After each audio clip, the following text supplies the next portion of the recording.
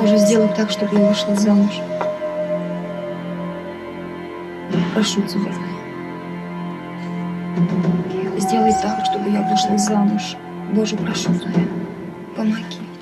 Сюжет получасовой башкирской короткометражки «Пусть ветер унесет мои слова» посвящен рождению нежеланных детей. Главная героиня фильма Шаура, еще в детстве брошенная матерью, мечтает выйти замуж. Помехой в этом она видит своих близнецов. Проклиная их, героиня чуть не обрекает собственных детей на страдания. Жанр картины режиссер обозначил как мистическую драму.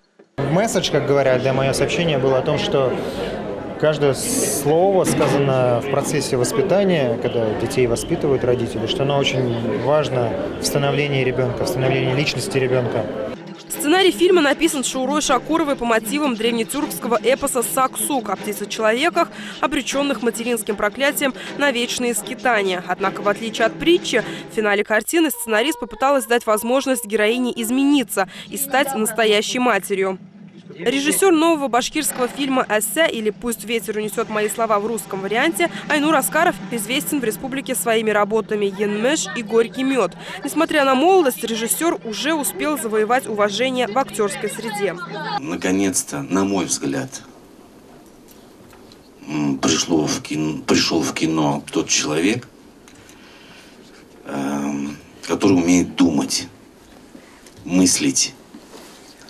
Для меня это очень важно. Мне как актеру всегда не хватало режиссеров.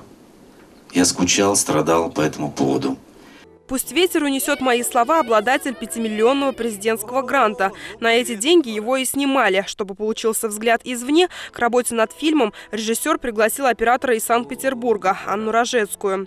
Съемки проходили в Уфе, Бурзянском и Нуримановском районах. В прокат фильм выйдет с 26 февраля в кинотеатрах «Родина» и «Простор». В один сеанс войдут 3 короткометражки Айнура Аскарова «Пусть ветер унесет мои слова», «Енмеш» и «Горький мед».